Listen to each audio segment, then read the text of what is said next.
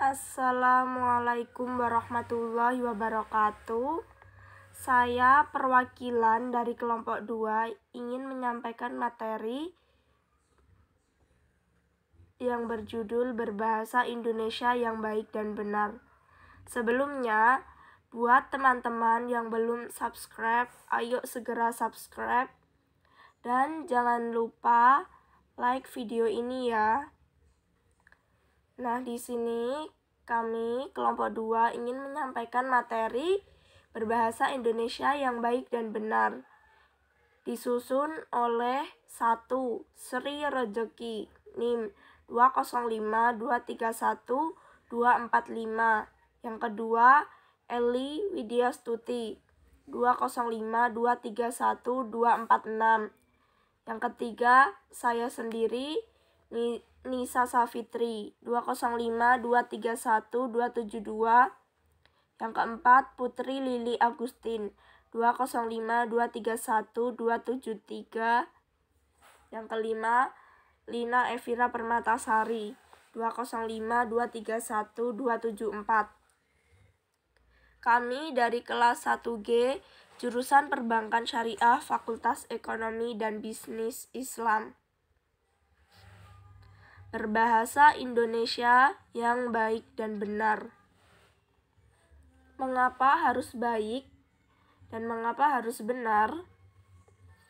Meskipun sudah sering didengar, ternyata belum semua orang memahami makna istilah baik dan benar dalam berbahasa. Tidak semua bahasa yang baik itu benar, dan sebaliknya. Tidak semua bahasa yang benar itu baik.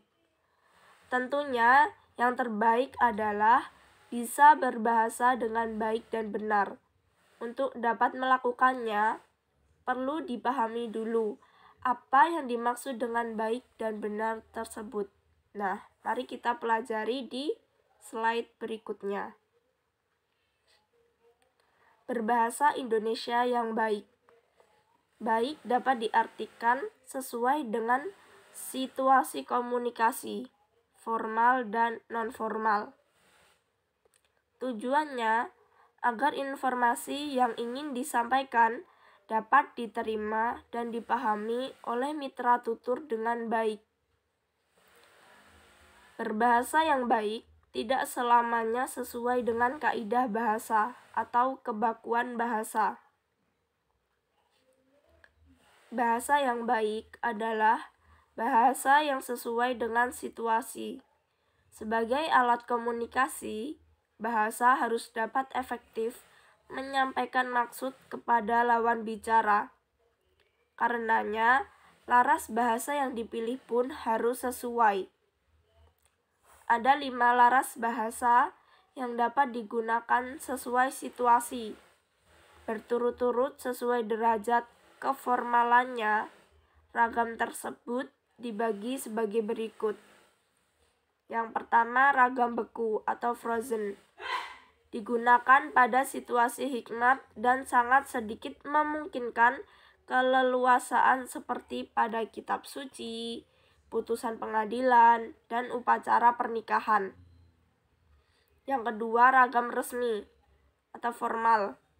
Digunakan dalam komunikasi resmi seperti pada pidato, rapat resmi, dan jurnal ilmiah. Yang ketiga, ragam konsultatif.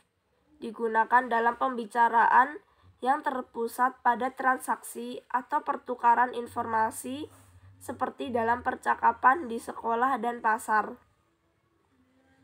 Yang keempat, ragam santai atau casual.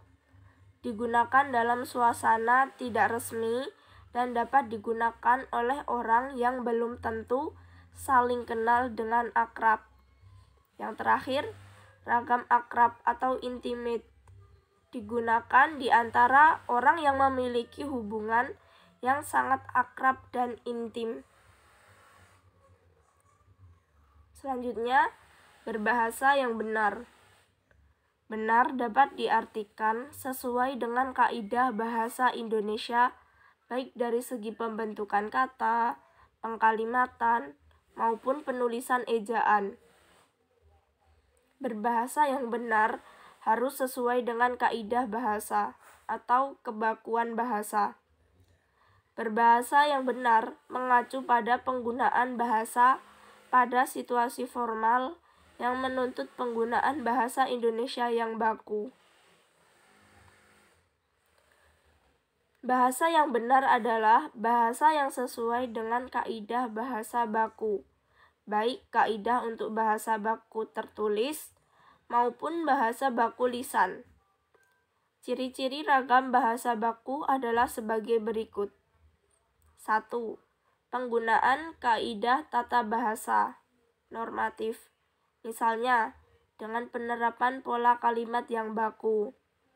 Contohnya, acara itu sedang kami ikuti, dan bukan acara itu kami sedang ikuti. Yang kedua, penggunaan kata-kata baku. Misalnya, cantik sekali dan bukan cantik banget.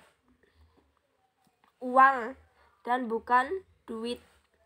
Serta tidak mudah dan bukan enggak gampang. Yang ketiga, penggunaan ejaan resmi dalam ragam tulis. Ejaan yang kini berlaku dalam bahasa Indonesia adalah ejaan yang disempurnakan atau EYD. Bahasa baku harus mengikuti aturan ini. Yang selanjutnya yaitu penggunaan lafal baku dalam ragam lisan.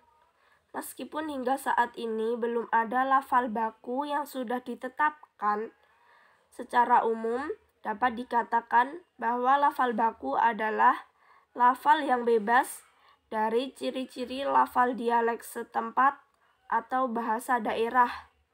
Misalnya, atap dan bukan atep.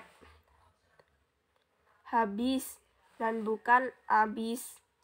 Serta kalau dan bukan kalau. Yang terakhir, penggunaan kalimat secara efektif.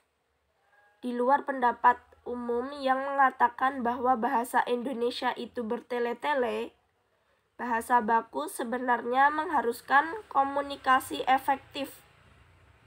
Pesan pembicara atau penulis harus diterima oleh pendengar atau pembaca persis sesuai maksud aslinya. Dari semua ciri bahasa baku tersebut, sebenarnya hanya nomor 2, yaitu kata baku, dan nomor 4, yaitu lafal baku, yang paling sulit dilakukan pada semua ragam.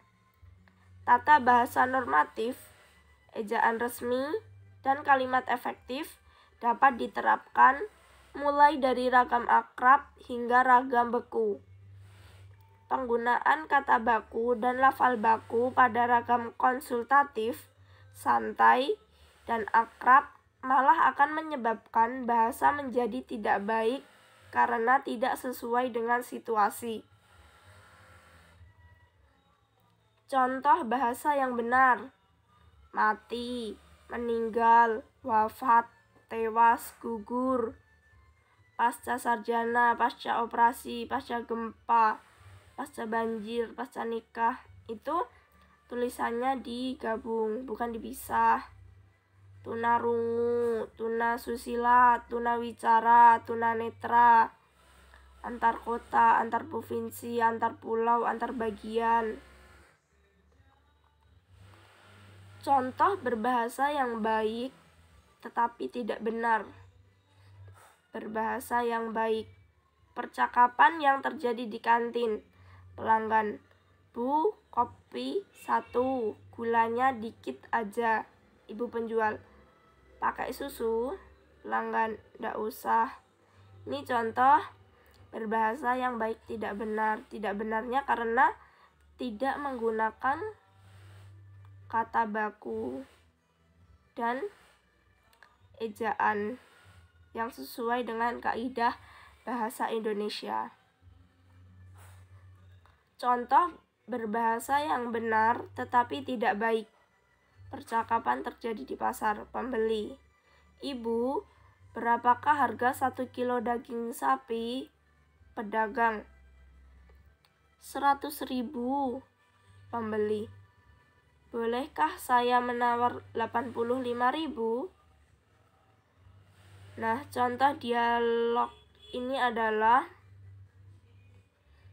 contoh bahasa Indonesia yang baku dan benar, tetapi tidak baik dan tidak efektif karena tidak cocok dengan situasi pemakaian kalimat-kalimat itu. Selanjutnya, contoh berbahasa yang baik dan benar. Percakapan terjadi di dalam rapat. Kami belum dapat memberi keputusan karena kami harus melaporkan terlebih dahulu masalah itu kepada pimpinan. Kalau demikian, kami akan menunggu keputusan dari tim Bapak. Nah, dari dialog ini menunjukkan bahwa bahasa yang sangat baku dan merupakan pemakaian bahasa secara baik dan benar.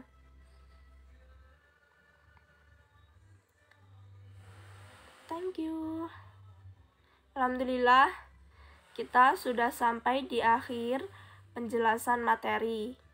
Semoga materi yang kami sampaikan dapat bermanfaat untuk kita semua dan dapat menambah wawasan teman-teman semua mengenai berbahasa Indonesia yang baik dan benar. Di sini saya sebagai perwakilan dari kelompok 2 meminta maaf apabila ada banyak kesalahan dalam menyampaikan materi. Sekian dari kelompok kami. Akhirul kalam, wassalamualaikum warahmatullahi wabarakatuh. Jangan lupa ya teman-teman, subscribe channel Bu Okta dan jangan lupa like video ini. Terima kasih.